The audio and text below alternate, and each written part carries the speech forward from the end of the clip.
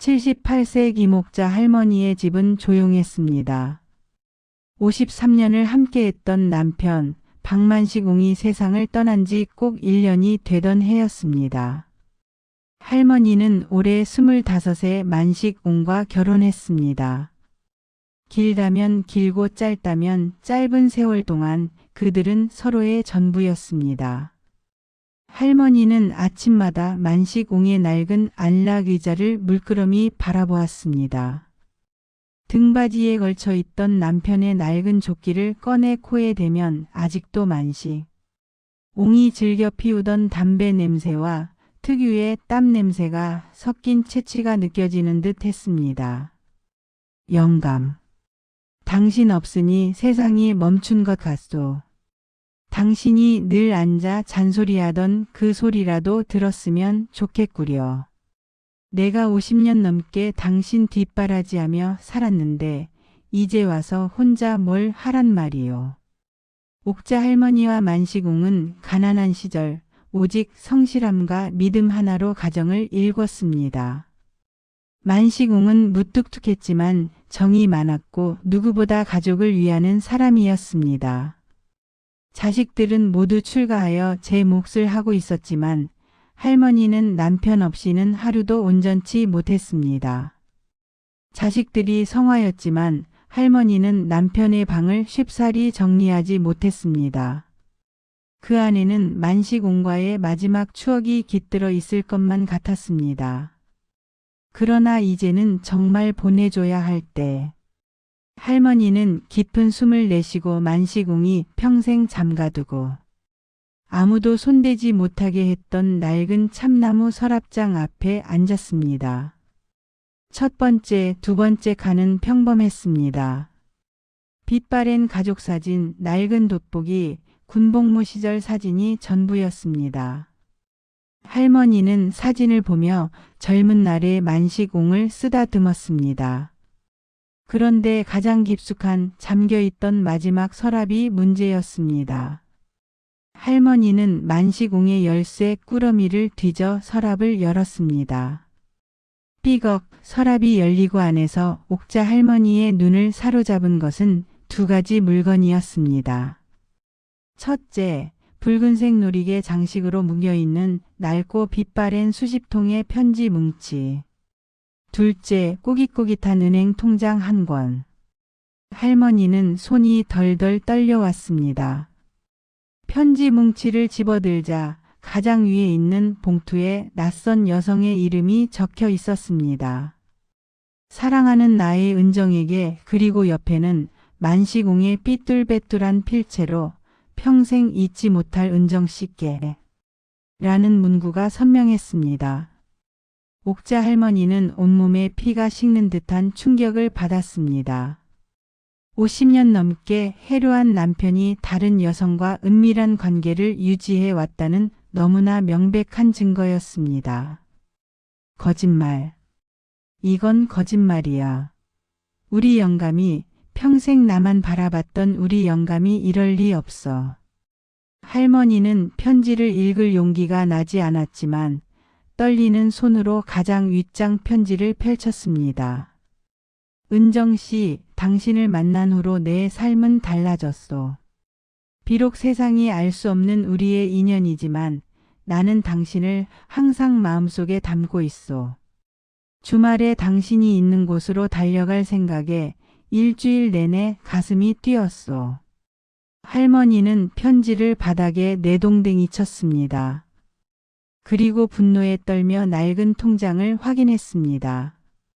통장에는 1980년대 초반부터 최근까지 매달 꼬박꼬박 같은 날짜에 김은정이라는 이름의 계좌로 정기적으로 돈이 이체된 기록이 수십 년간 찍혀 있었습니다. 금액은 매번 달랐지만 단 한 번도 빠진 적이 없었습니다. 만식옹이 늘 친구 모임이라며 집을 비웠던 주말들, 트럭 운전 일이 바쁘다며 새벽에 나갔던 날들. 모든 것이 퍼즐처럼 맞춰지면서 끔찍한 그림을 완성했습니다. 할머니는 그 돈이 자신과 가족의 몫을 빼앗아간 돈이라고 생각하자 치가 떨렸습니다. 옥자 할머니는 그 자리에서 주저앉아 통곡했습니다. 남편의 죽음보다 더 깊은 배신감이었습니다. 50년 넘는 사랑이 이 두 장의 증거 때문에 송두리째 무너져 내리는 순간이었습니다. 옥자 할머니는 며칠 밤낮을 꼬박 세우며 고민했습니다.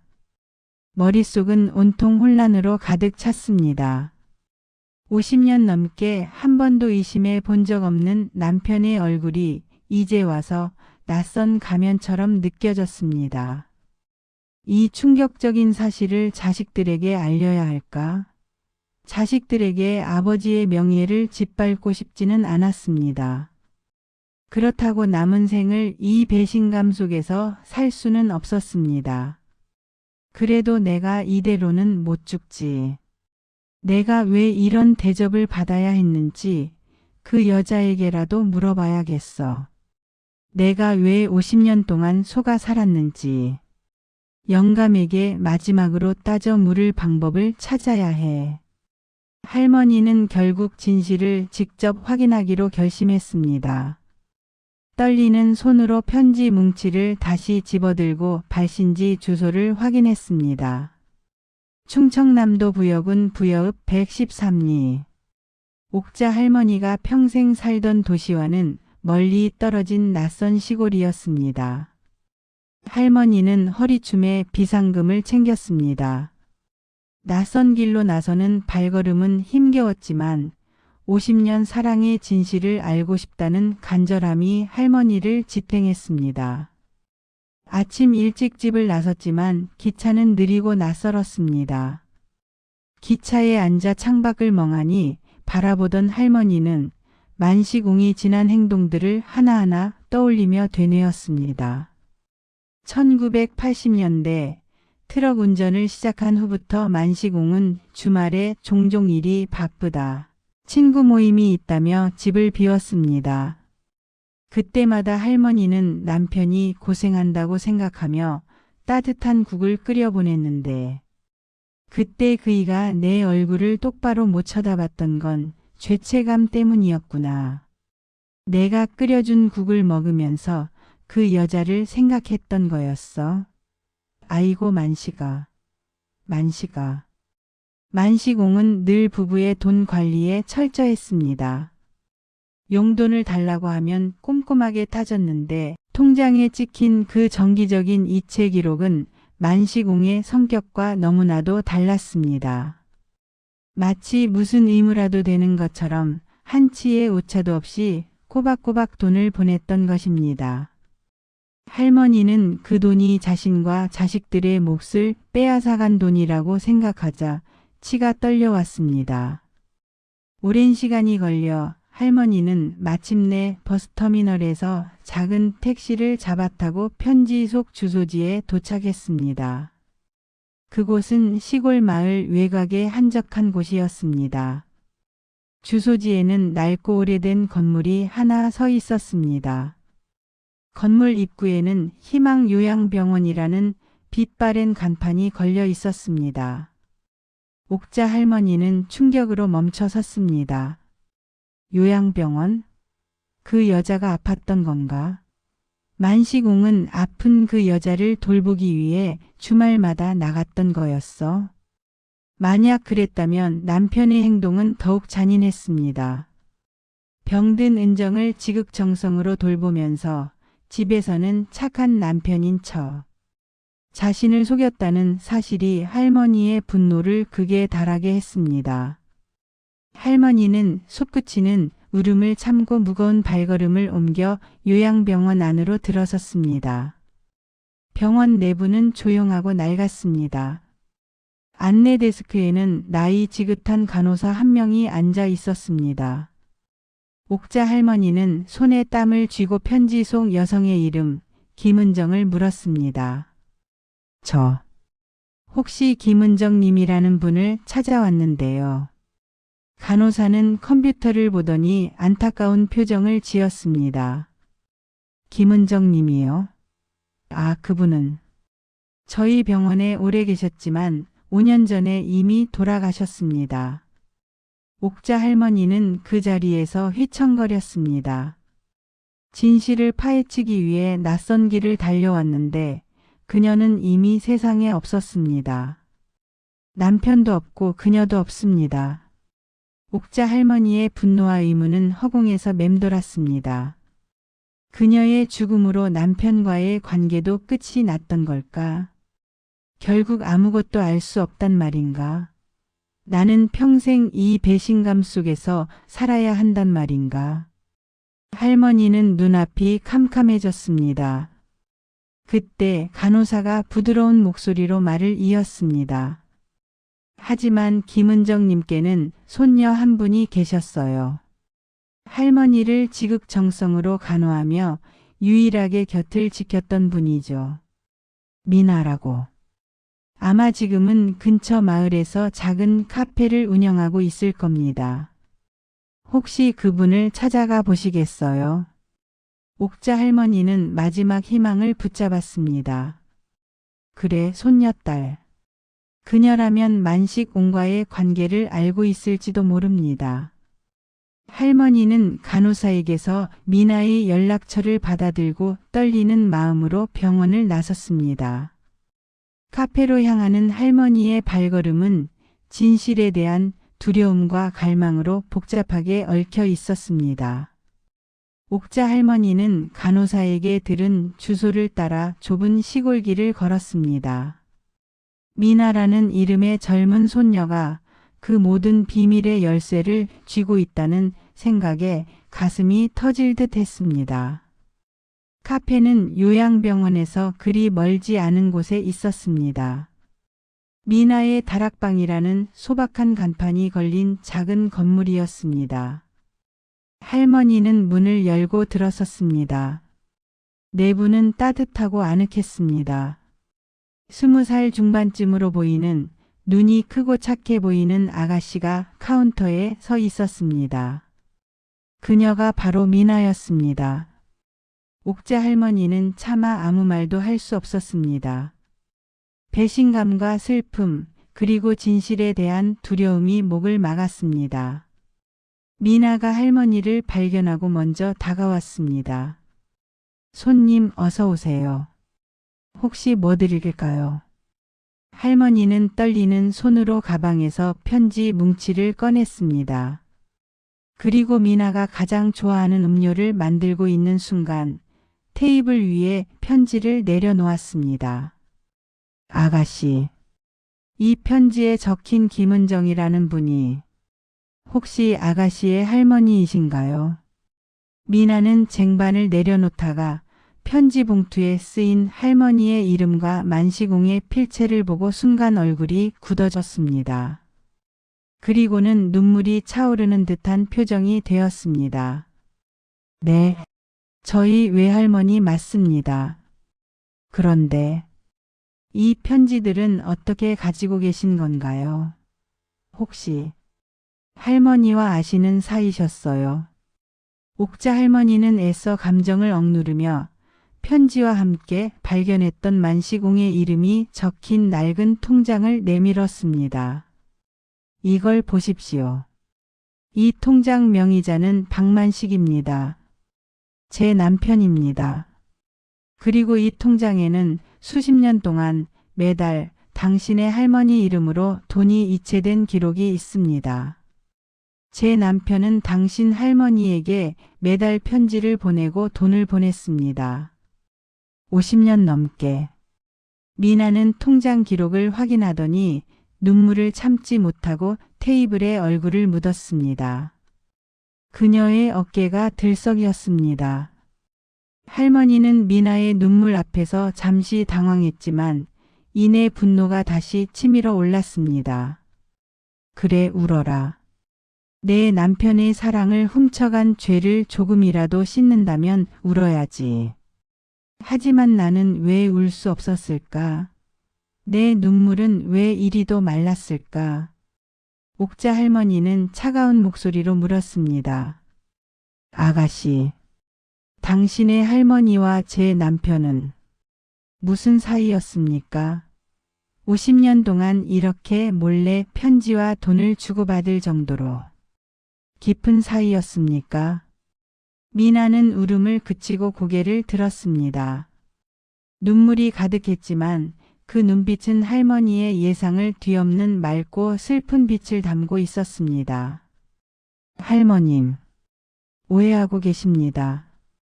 두 분은 연인이 아니셨습니다.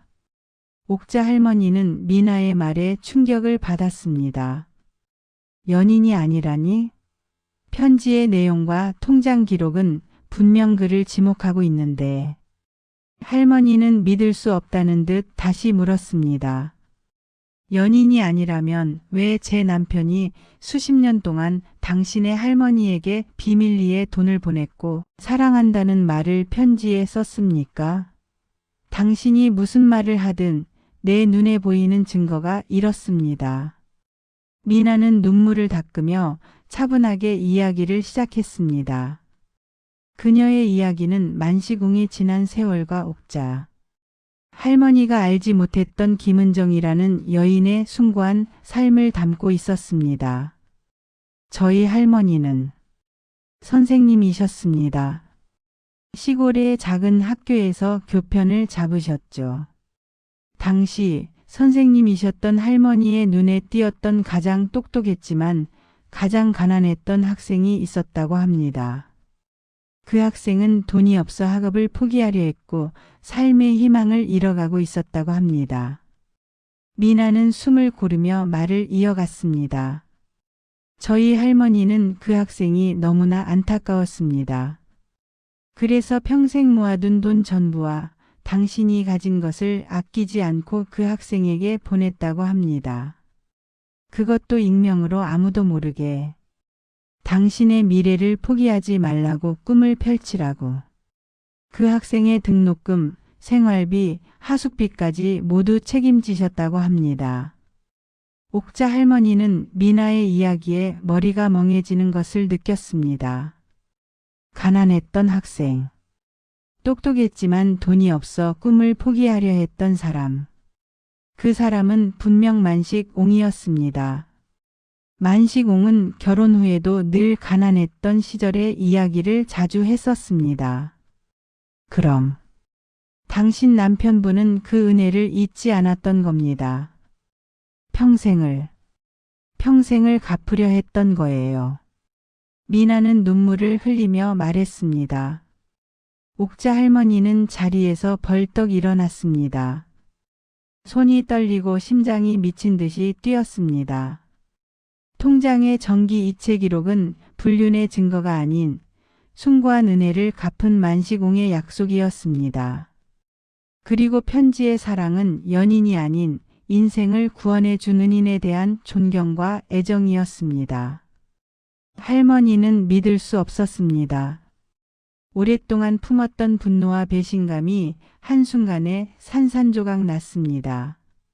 그 자리에 남은 것은 남편을 향한 숭고한 존경심과 함께 그를 의심했던 자신에 대한 깊은 후회뿐이었습니다. 옥자 할머니는 미나의 카페 바닥에 주저앉았습니다. 오랫동안 품어왔던 분노와 슬픔은 완전히 걷히고 그 자리에는 뜨거운 회한과 함께 남편 만시공을 향한 숭고한 존경심이 밀려들었습니다. 아이고, 만시가. 내가 당신을 이렇게도 몰랐다니. 내가 당신의 그 깊은 마음을, 그 고귀한 약속을 의심했다니. 50년 넘게 당신과 살면서도 나는 당신의 절반도 몰랐구려. 미나는 눈물을 닦으며 차분하게 할머니에게 말했습니다. 박만식 선생님은 평생 익명을 지키셨습니다. 저희 할머니가 돌아가시기 직전에야 자신을 평생 도운 분이 바로 당신이 가르쳤던 가장 가난했던 제자라는 것을 알게 되셨다고 했습니다.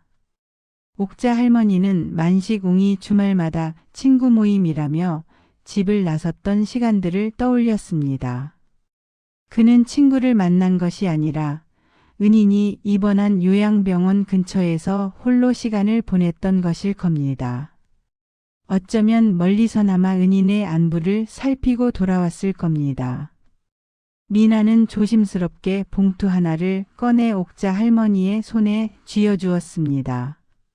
이건 박만식 선생님이 저희 할머니를 통해 가장 마지막에 전해달라고 하셨던 편지입니다. 나의 아내 김옥자에게라고 쓰여 있었습니다. 할머니는 떨리는 손으로 봉투를 뜯었습니다. 편지 속에는 만식옹의 삐뚤빼뚤한 필체와 함께 따뜻한 진심이 담겨 있었습니다. 사랑하는 여보, 이 편지를 당신이 읽을 때쯤이면 나는 아마 하늘나라에서 당신을 기다리고 있을 거요. 당신이 통장의 기록 때문에 얼마나 큰 충격을 받았을지 짐작이 가오. 하지만 오해하지 마시오. 내 인생의 가장 큰 축복은 평생을 나만 바라봐준 당신이라는 것을. 나는 평생 당신 덕분에 행복했고 나의 모든 성실함은 당신에게 받은 사랑에서 나왔소. 부디 나를 용서하고 당신의 남은 삶을 행복하게 채우시오. 나는 당신을 제일 사랑했소. 당신의 영원한 남편 만식올림. 옥자 할머니는 편지를 품에 안고 소리 없이 오열했습니다. 남편을 향했던 분노와 의심은 완전히 녹아내렸습니다. 그녀의 남편은 외도한 사람이 아니라 가장 숭고한 사랑과 약속을 지킨 시대의 참된 인간이었습니다. 할머니는 눈물을 닦고 미나에게 말했습니다. 우리 영감이 이리도 훌륭한 사람의 도움을 받았소. 이제 그 뜻을 내가 이어야겠소. 할머니는 만식옹이 남긴 은행 통장을 미나에게 건넸습니다. 남은 잔액은 만식옹이 은인에게 바치려 했던 마지막 마음이었습니다. 내 할아버지가 진정으로 원했던 일일 게다. 내가 이 돈으로 공부 열심히 해서 내 할아버지처럼 세상에 갚을 줄 아는 따뜻한 사람이 되거라. 옥자 할머니는 미나라는 새로운 인연을 얻고 집으로 돌아왔습니다. 남편이 남긴 비밀은 숭고한 사랑의 결실이었고 그 아름다운 유산이 옥자 할머니의 남은 삶을 가장 따뜻하고 희망적인 황혼기로 채워주고 있었습니다. 할머니는 이제 남편이 준 사랑과 희망을 가지고 남은 삶을 충실하게 살아가고 있습니다. 아래 댓글과 구독과 좋아요를 한 번씩만 눌러주세요. 여러분의 응원이 큰 힘이 됩니다. 감사합니다.